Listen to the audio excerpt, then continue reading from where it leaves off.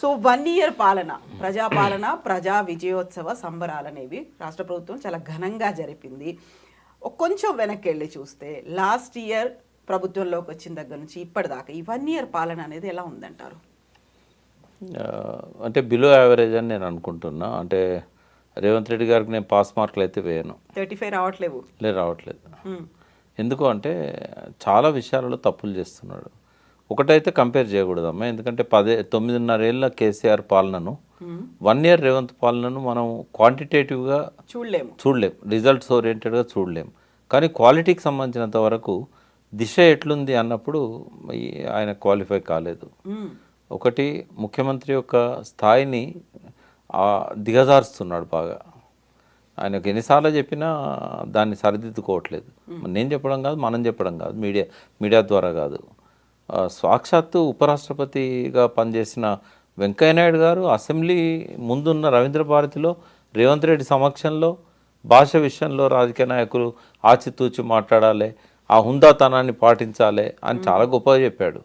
దానికి వెంటనే ఆయన సమాధానం కూడా అదే వేదిక మీద, ఎన్నికలప్పుడు కొంత పరుష పదాలు వాడతాము, ఇప్పుడు ఎన్నికలు అయిపోయినాయి కాబట్టి అటువంటిది ఏమి ఉండదు, భాష విషయంలో చాలా జాగ్రత్త పడతాను అని కూడా తననే అన్నట్టు కూడా గమనించి తను చెప్పాడు. బట్ ఆయన ఆచరణ లోపల అమలు చేయడం లేదు. ఎమోషన్స్ను కంట్రోల్ చేసుకోవాలి అనుకుంటే చేసుకోగలుగుతాడు. కానీ అంటే వాళ్ళకు ఈ స్థాయిలో ఉన్న వ్యక్తులకు, అంటే ఒక ముఖ్యమంత్రి స్థాయి వరకు ఎదిగిన వ్యక్తులకు తెలియదని నేను అనుకోను. వాళ్ళు ఎమోషనల్ ఇంటెలిజెన్స్ ఉంటుంది వాళ్ళకి, కానీ దాన్ని అప్లై చేయరు. కొన్ని చీప్ టాక్టిక్స్ ఉంటాయి, కొన్ని టాపిక్ డైవర్షన్ కోసం కూడా మాట్లాడతారు. ఎందుకంటే మీరు ఎన్ని మంచి మాటలు చెప్పినా కూడా ఒక్క బూత్ మాట్లాడితే తెల్లారి అది మీడియా అట్రాక్షన్ అవుతుంది, అది అన్ని పేపర్లలో దాన్నే హైలైట్ చేస్తారు. అయితే అటువంటి చీప్ టాక్టిక్స్కు రేవంత్ రెడ్డి ఎంచుకుంటున్నాడు. ఇప్పుడు వరుసగా మనం ఈ 12 నెలల కాలంలో డైవర్షన్ పాలిటిక్స్ ఎట్లా చేసిందో అని చూసినప్పుడు అనవసరమైన నాన్ ఇష్యూస్ని ఇష్యూ చేయడం అంటారు దాన్ని. నాన్ ఇష్యూని ఇష్యూ చేసిన దానిలో టీఎస్టీజీ, తెలంగాణ తల్లి, జయ జయ తెలంగాణ, ఇవన్నీ కూడా నాన్ ఇష్యూస్ను ఇష్యూ చేస్తున్నాడు. అంటే ఒక 10-15 రోజులు నడుస్తుంది చర్చ మీడియాలో కానీ ప్రజలలో కానీ. అంటే వీటి వల్ల ఏమవుతున్నదంటే తను హామీలు ఉల్లంఘిస్తున్నాడు, వాగ్దానాలు నెరవేర్చడం లేదు, గ్యారంటీలు అమలు చేయడం లేదు. వీటి నుంచి ప్రజల మనసులను కొంచెం డైవర్ట్ చేయడానికి అవి పనికొస్తాయి. ఇది భావోద్వేగాలకు సంబంధించిన అంశాలను టచ్ చేసినప్పుడు ప్రజలందరిలోకి వెళ్తాయి అవి. ఇప్పుడు తెలంగాణ తల్లి ఈరోజు చర్చ, ఈరోజు మొత్తం తెలంగాణ అంతా చర్చ అది. అంటే దీనివల్ల ఆయన సక్సెస్ అవుతున్నాడు, అటెన్షన్ డైవర్ట్ చేయడంలో ఆయన సక్సెస్ అవుతున్నాడు. ఇవే కాకుండా ఈ సంవత్సరంలో ఒక 10-12 ఇష్యూస్ ఇట్లా తెనాలి రామకృష్ణుడు చెప్పినట్టుగా ఒక గీతను ముట్టుకోకుండా చిన్న చేయడం ఎట్లా అంటే పక్కన పెద్ద గీత గీయాలి అనేది. ఇది బాగా నేర్చుకున్నాడు రేవంత్ రెడ్డి. సరే, అది కొన్నిసార్లు పనిచేస్తుంది కానీ అన్నిసార్లు పనిచేయదు. అయితే అది తరచుగా చేస్తున్నాడు. నెట్ రిజల్ట్ మనము ఒక్కొక్క ఫీల్డ్లో మనం చూసినప్పుడు బిలో ది యావరేజే ఉన్నాయి అన్నీ కూడా. ఎక్కడ అగ్రికల్చర్లో కానీ ఇరిగేషన్లో కానీ, ఇప్పుడు ఇరిగేషన్లో కూడా ఆయన చాలా హామీలు ఇచ్చాడు. సంవత్సరానికి ఒక 6 లక్షల ఎకరాలకు నీళ్ళు ఇస్తా అన్నాడు. ఈసారి ఏది కొత్త ఆయకట్టే రాలేదు అసలు. తర్వాత వర్షాలు ఎక్స్టెండెడ్ రెయిన్ఫాల్ ఉండే, ఎక్స్టెండెడ్ రెయిన్ఫాల్ వల్ల చెరువులు, కుంటలు, ప్రాజెక్టులు అన్నీ కూడా 2 సార్లు 3 సార్లు నిండినాయి. వాటి వల్ల రైతులకు కొంత వాటర్ అందుబాటులోకి వచ్చింది. తర్వాత గ్రౌండ్ వాటర్ పుష్కలంగా ఉంది కాబట్టి ఎక్కడ కూడా పంటలు ఎండిపోకుండా వాళ్ళు పండించగలిగారు. దానివల్ల కొంత ప్రొడక్షన్ ఎక్కువ వచ్చింది వాస్తవం. ఇందులో గవర్నమెంట్ పాత్ర ఏంది? వర్ణదేవుడి పాత్ర ఉంది, రైతుల పాత్ర ఉంది, భూగర్భ జలాలు కొంత సహకరించినాయి.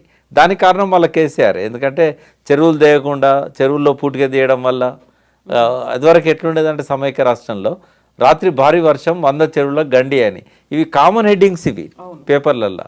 ఇప్పుడు అట్లా లేదు, ఒక చెరువుకు కూడా గండి పడలేదు లాస్ట్ 10 ఇయర్స్లో. అంటే చెరువుల్లో నీరు ఇవాళ 3 సార్లు నిండింది అంటే కేసీఆర్ క్రెడిట్. భూగర్భ జలాలు అందుబాటులోకి వచ్చినాయి, బావులలో కూడా నీళ్ళు వచ్చినాయి. ఇవాళ రైతు వర్షం పడినప్పుడు భూగర్భ జలాలు వాడుకుంటుంటే కేసీఆర్ క్రెడిట్ అది. కాళేశ్వరం క్రెడిట్ అది. వాగులన్నిటి మీద చెక్ డ్యామ్స్ కట్టడం కేసీఆర్ క్రెడిట్. రేవంత్ రెడ్డి ఒక్క చెక్ డ్యామ్ కట్టలేదు, ఒక్క చెక్ డ్యామ్ రిపేర్ చేయలేదు. ఇరిగేషన్ డిపార్ట్మెంట్లో సాలరీస్కు తప్ప ₹1 దేనికి ఖర్చు పెట్టలేదు. కొద్దిగా మేడిగడ్డ కోసం దాన్ని కాపాడుకోవడానికి ఏదైతే కొంచెం పెట్టాడో ఐఎమ్ అప్రిషియేటింగ్. ఎందుకంటే మన వర్షాకాలం ఇంకా డ్యామేజ్ అయ్యేది ఒకవేళ అవి తీసేయకపోయి ఉంటే ఆ తలుపులు కానీ ఇవి కానీ. అయితే ఇవన్నీ కూడా ఏంటంటే ఆయన ఏమీ చేయలేకపోయింది ఇరిగేషన్లో. అట్లీస్ట్ పాలమూరు రంగారెడ్డి ఆయన సొంత జిల్లా, ఈ మట్టిలో పుట్టిన వాడిని చస్తే ఈ మట్టిలోనే చనిపోయే బొంద పెట్టబడేవాడిని అని చెప్పుకున్నాడు కదా. మరి పాలమూరు రంగారెడ్డికి ఎందుకు డబ్బులు పెట్టలేదు? పెట్టుంటే కేసీఆర్ గారు చాలా వరకు కంప్లీట్ చేశాడు, ఒక 80%. ఆ 20% కంప్లీట్ చేస్తే ఏమయ్యేది? ఆల్రెడీ పంప్స్ అయితే పనిచేస్తున్నాయి, ట్రయల్ రన్స్ అయినాయి, భారీ పంపులు, బాహుబలి పంపుల కంటే పెద్ద ఇవి 145 మెగావాట్లు ఒక్కొక్కటి, అవి 139 మెగావాట్లు అవి కాళేశ్వరంలో పెట్టినాయి. వాటితో కొంచెం కరువు ప్రాంతానికి నీళ్ళు ఇచ్చే అవకాశం ఉండే. సరికొత్తగా కొడంగల్ లిఫ్ట్ ఇరిగేషన్ పర్వాలేదమ్మా, అది ఇట్స్ గుడ్ డిసిషన్. ఎందుకంటున్నా అంటే నేనేమి పొలిటికల్లీ బయాస్డ్ కాదు. కేసీఆర్ గారు చేసిన దాన్ని నేనే మార్చిండు కాబట్టి టీఆర్ఎస్ వాళ్ళు విమర్శిస్తారు. బట్ నేను అది గుడ్ డిసిషన్ నేను ఎందుకంటున్నా అంటే ఈయన సోర్స్ జూరాల నుంచి తీసుకుంటున్నాడు. అంటే జూరాల మీద ఆల్రెడీ ప్రెషర్ ఉంది, లేదని కాదు. బట్ జూరాల అనేది తిరుగులేని సోర్స్. ఇక్కడ సమస్యలు వస్తాయి, ఎందుకంటే ఇక్కడ అక్కడ నీళ్లు లిఫ్ట్ చేయకపోతే సమస్యలు వస్తాయి. బట్ ఇక్కడ ఏంటంటే ఆ ప్రాబ్లం ఉండదు. ఈ పాలమూరు రంగారెడ్డి సోర్స్ ఏంటి అంటే శ్రీశైలం ప్రాజెక్టు. అది అంతర్రాష్ట్ర వివాదాలలో ఉంటాయి ఈ ప్రాజెక్టులన్నీ, దానికి గుర్తింపు కూడా లేదు. బట్ దీని జూరాల అనేది ఒక అష్యూర్డ్ సోర్స్.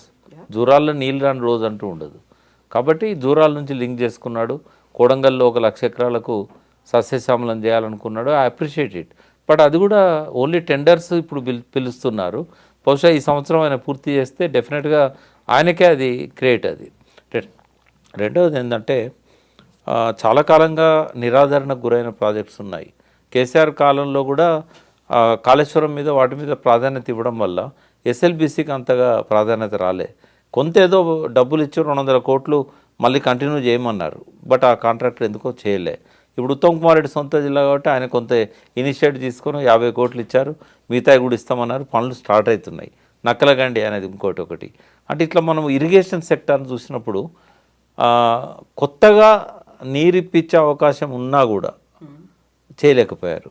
రెండవది బడ్జెట్ డబ్బులు లేవని చెప్పి వాటికి డబ్బులు కేటాయించలేకపోయారు. అదే తుమ్మలేదో తంటాలు పడుతున్నాడు, సీతారామ ప్రాజెక్ట్ తొందరగా కంప్లీట్ చేయాలి ఇవ్వాలని. బట్ తుమ్మలది కానీ మన ఉత్తమ్ది కానీ ఆ తపనను మనం అర్థం చేసుకోవచ్చు. వాళ్ళు కొంత దాని మీద ఎక్కువ దృష్టి పెడుతున్నారు. బట్ పాలమూరు రంగారెడ్డి కూడా పూర్తి చేయాల్సిన అవసరం ఉంది. పెద్ద బ్లండర్ ఏం చేస్తున్నాడు రేవంత్ రెడ్డి అంటే, మరి గురుదక్షిణ ఏమో తెలియదు. ఎందుకంటే చంద్రబాబు ఆయన గురు, ఎవరు ఒప్పుకున్నా ఒప్పుకోకపోయినా గురుదక్షిణ కింద ఏమన్నా రాయలసీమ ఎత్తిపోతల పథకాన్ని అంకితం చేశాడా, లేకుంటే శ్రీశైలం రిజర్వాయర్ను ఆంధ్ర ప్రాంతానికి నీళ్ళు తీసుకుపోవడానికి అనుమతిస్తున్నాడా ఇండైరెక్ట్గా. కనీసం ఒక్క ఫోన్ కాల్తోని నాగార్జున సాగర్ మీద వచ్చిన పోలీసులను వెనక్కి తీసుకోమని చంద్రబాబుకు చెప్పొచ్చు. ఎందుకంటే అది తెలంగాణ ప్రభుత్వం కింద ఉండాల్సిన ప్రాజెక్ట్. అది శ్రీశైలం ఏమో ఆంధ్ర ప్రాంతం వాళ్ళ కింద ఉండాలి. అది అంటే రెండు పంచుకున్నారు. ఆంధ్ర ప్రాంతం వాళ్ళ ఆ గవర్నమెంట్ కిందనేమో అది ఉండాలి శ్రీశైలం, తెలంగాణ గవర్నమెంట్ కింద నాగార్జున సాగర్ ఉండాలి. తెలంగాణ ఒక చిన్న స్థాయి అధికారి ఇంజనీర్ కుడికాలువ దగ్గర పోయి మెజర్మెంట్స్ తీసుకుంటుంటే ఎంత నీళ్ళు రిలీజ్ అవుతున్నాయని ఆయన అరెస్ట్ చేయడము పోలీసులు, మళ్ళీ అధికారులను పిలిచి పై అధికారులను పిలిచి క్షమాపణలు చెప్పించుకోవడం, ఇదంతా తెలంగాణ ఆత్మగౌరవానికి భంగం వాటిల్లినట్టే కదా. ఎందుకు ఇప్పుడు మన ప్రభుత్వం చేతిలో ఉండాల్సిన నాగార్జున సాగర్ ఎందుకు ఆంధ్ర వాళ్ళ కంట్రోల్లోకి వెళ్ళింది? మరి రేవంత్ రెడ్డి 1 ఇయర్లో ఒక ఫోన్ చేసి లేకుంటే సీరియస్గా ప్రొటెస్ట్ చేసి ఆ పోలీసులను వెనక్కి పంపించమని చెప్పి ఎందుకు అడగలేకపోతున్నాడు? రాయలసీమ ఎత్తిపోతల పథకం ఆపాలని చెప్పి కేసీఆర్ గారు ఉన్నప్పుడే ఎన్జీటీలో స్టే తీసుకున్నారు. ఆనాటి ప్రభుత్వం చాలా సీరియస్గా వ్యవహరించింది. మరి ఇప్పుడు జగన్ అంటే అర్ధరాత్రి లైట్లు పెట్టి చేయించుకున్నాడు. చంద్రబాబు పాలనలో ఎన్జీటీ ట్రిబ్యునల్ ఆర్డర్స్ను ఎందుకు అమలు చేయట్లేదు? ఎందుకు మళ్ళీ అక్కడ పనులు కొనసాగుతూ ఉన్నాయి? శ్రీశైలము మొన్నటి వర్షాకాలంలో 3 సార్లు నిండింది. ఇప్పుడు ఎందుకు శ్రీశైలంలో నీళ్లు లేవు? 100 టీఎంసీలు ఎక్కడ పోయినాయి? 3 సార్లకు కలిపి 400 టీఎంసీలను యథేచ్ఛగా కండలేరు, సోమశిల, పెన్న అన్నిటికీ డైవర్ట్ చేసుకుంటూ పోతున్నారే. మరి ఇది రేవంత్ రెడ్డి వైఫల్యం కాదా? మహబూబ్నగర్ రావాల్సిన నీళ్ళు ఎట్లొస్తాయి? ఇవాళ మినిమం బ్యాలెన్సింగ్ రిజర్వాయర్లో ఉండాల్సిన స్థాయికి నీళ్లు పడిపోతే రేపు ఎట్లా లిఫ్ట్ చేసుకుంటాడు కలవకుర్తికి, నెట్టెంపాడుకు, వీటన్నిటికీ? ఇవన్నీ కూడా ఇరిగేషన్ సెక్టర్లో ఆయన ఫెయిల్యూర్. అగ్రికల్చర్ సెక్టార్లో ఆయన ఫెయిల్యూర్ ఏంటంటే 67 లక్షల మంది రైతులు ఉన్నారు. అందులో కేవలం ఒక 20 లక్షల మందికో 18 లక్షల మందికో ఈ రైతు రుణమాఫీ వచ్చింది. బట్ మిగతా వాళ్ళకి ఎవరికి కూడా ఏ రకమైన ప్రభుత్వం నుంచి సహాయం అందలేదు. ఆ పాత రైతు బంధు కేసీఆర్ బాబుది ఎలక్షన్లప్పుడు స్టే వచ్చింది కాబట్టి కొద్దిగా లేటుగా ఇచ్చాడు. బట్ తర్వాత ఇవ్వాల్సిన అయితే ఇవ్వలేదు. రెండవది ఏంటంటే ఇస్తున్నామనే పేరుతో కొందరికే ఇస్తున్నారు, అందరికీ ఇవ్వడం లేదు. ఆ 2 ఎకరాల ఉన్న వాళ్ళకు కూడా చాలామందికి ఆ పెండింగ్ ఉన్న రైతు బంధు అందలేదు. సాక్ష్యాలు కావాలంటే మనం ఇవ్వచ్చు. తర్వాత 2 సార్లు రైతు బంధు 10,000 నష్టపోయారు రైతాంగం. రెండవది మళ్ళీ అప్పులు అవుతున్నాయి, మళ్ళీ ఆత్మహత్యలు పెరుగుతున్నాయి. 565 మంది రైతులు ఇప్పటి వరకు ఆత్మహత్యలు చేసుకున్నారు ఈ 1 ఇయర్లో. కేసీఆర్ పీరియడ్లో ఆత్మహత్యలు చాలా వరకు తగ్గినాయి. రోజు 10 మంది చేసుకునే కాడ నుంచి 2 రోజులకు ఒక్కరు ఆత్మహత్య చేసుకునే పరిస్థితి అప్పుడు ఉండే. ఇప్పుడు రోజు మళ్ళీ 2 ఆత్మహత్య చేసుకునే పరిస్థితి ఇప్పుడు వచ్చింది. వీటితో పాటు కౌలు రైతులకు కేసీఆర్ ప్రభుత్వంలో అన్యాయం జరిగింది. ఆయన ఏ రకమైన రైతు బంధు కానీ నిజంగా వ్యవసాయం చేసింది కౌలు రైతులు. బట్ వాళ్ళకి ఏ రకమైన సహకారం అందలేదు. టెక్నికల్ రీజన్స్తోని వాళ్ళకి అగ్రిమెంట్ ఉంటే ఏదన్నా కనీసం చేయాల్సి ఉండే, ఏది చేయలేదు. అదే నేను కౌలు రైతులకు కూడా రైతు బంధు ఇస్తా అని రేవంత్ రెడ్డి అన్నాడు. ఇప్పుడు అసలు రైతు బంధు ఎవరికీ ఇస్తలేడు. కౌలు రైతులకు అన్యాయం జరిగినట్టే కదా. చనిపోయే వాళ్ళలో ఎక్కువ మంది కౌలు రైతులే ఉన్నారు. తర్వాత మద్దతు ధర విషయానికి వచ్చినప్పుడు కూడా అనేక ఆంక్షలు పెట్టారు. సన్నాలు వీళ్ళు ఒక 26 రకాలను మెన్షన్ చేశారు జీవోలో. దానిలో ఎంత పొడుగు ఉండాలి, ఎంత సన్నగా ఉండాలో కూడా మెజర్మెంట్స్ ఇచ్చారు. అట్లా ఉంటుందా? మరి రైతులు మెజర్మెంట్స్తో విత్తనాలు పెడతారా? సన్నాలంటే సన్నాలు, దొడ్డు అంటే దొడ్డు బియ్యం. సన్నాలు అన్నిటికీ ఇవ్వాలి కదా. ఇప్పుడు ఒక రైతుని పిలిచి అడిగా, నువ్వు ఎంత నాటేసావు అంటే 18 ఎకరాలు వేసాను. సన్న వేసినావా దొడ్డు అంటే అన్ని సన్నవడ్లు వేసినాం. నువ్వు ఎట్లా సెలెక్ట్ చేసుకున్నావు సన్నవడ్లు, ఏ సైజు అని. సైజులు మాకేం తెలుస్తుంది సార్. విత్తనాలు కావాలంటే వాళ్ళు, సన్నాలు కావాలంటే ఇచ్చిళ్ళు. ఆ సన్నాలు ఇచ్చేటప్పుడు ఈ సైజు ఎత్తేనే మీకు మద్దతు ధర ఇస్తానని చెప్పి అప్పుడు జీవో లేదు. మొన్న పంట పండినాక జీవో రిలీజ్ చేశారు. ఇప్పుడు ఆ 26 తప్ప మిగతా ఇవ్వట్లేదు. మరి నీకు ఎన్నిటికి వస్తుంది, ఎన్నిటికి రావట్లేదు అంటే, నేను 6 రకాలు తీసుకున్నా, అందులో 6.5 ఎకరాలకే ఇప్పుడు నేను అందులో పండించిన పంటకే నాకు మద్దతు ధర వస్తున్నది. ఈ 11.5 ఎకరాలకు నాకు మద్దతు ధర రావట్లేదు అన్నాడు ఒక రైతు. అంటే ఇట్లా చూసినప్పుడు చాలా గ్రామాలలో ఆ సైజు లోపల లేకపోతే వాళ్ళకు మద్దతు ధర రాదు. ఇదొక కొర్రి అందరికి ఇవ్వాలి. కానీ అప్పుడు వాగ్దానాలు చేసినప్పుడు, హామీలు చేసినప్పుడు ఇవన్నీ చెప్పలే ఇంకోటి ఏంటంటే పత్తి కానీ వీటన్నిటికి కూడా ఆయన చెప్పినంత మద్దతు ధర రావట్లేదు. 7,521 ఇవ్వాల్సిన కాడ 7,471, 7,421 ఇస్తున్నారు. అదే మొత్తం పత్తి కొనట్లేదు, అక్కడక్కడ కొంటున్నారు. మరి ఇవన్నీ రైతులకు సంబంధించిన వ్యవసాయ రంగము, ఇరిగేషన్, కరెంటు కూడా మళ్ళీ పోతున్నది.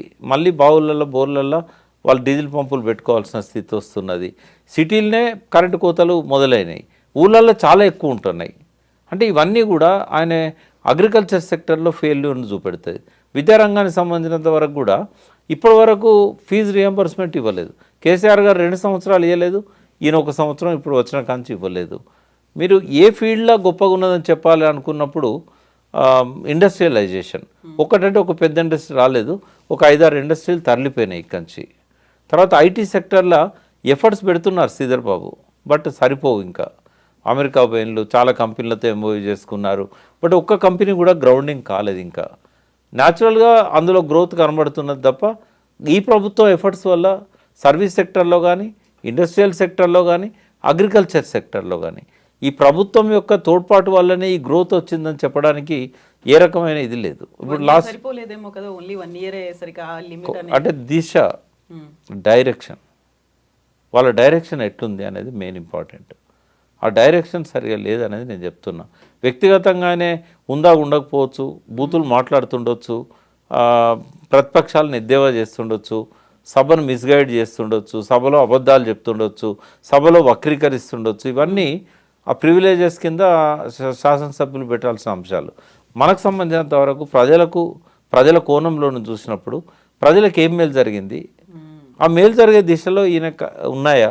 ఇప్పుడు పథకాలు 421 పథకాలు పెట్టారు, బట్ ఎన్ని అమలు చేస్తున్నారు, అమల్లో ఎన్ని రకాల ఇబ్బందులు వస్తున్నాయి ఓపెన్గా చెప్పొచ్చు కదా. తర్వాత అప్పు తీసుకునే అవకాశం కూడా ఆయనకు ఉంది. బట్ కేసీఆర్ అప్పుల గురించి చాలా ఇష్యూ చేశాడు కాబట్టి ఎక్కువ అప్పులు తీసుకోకుండా నడిపించాలనుకుంటాడు, లేదా అప్పు కాడ పరపతి పుడతలేదా, ఇవన్నీ కూడా ఉన్నాయి ఇష్యూస్. బట్ ఏది ఎట్లున్నా ఆర్థిక వ్యవస్థ కూడా చిన్న భిన్నమైంది. ఇప్పుడు నెగటివ్ గ్రోత్లో ఉంది.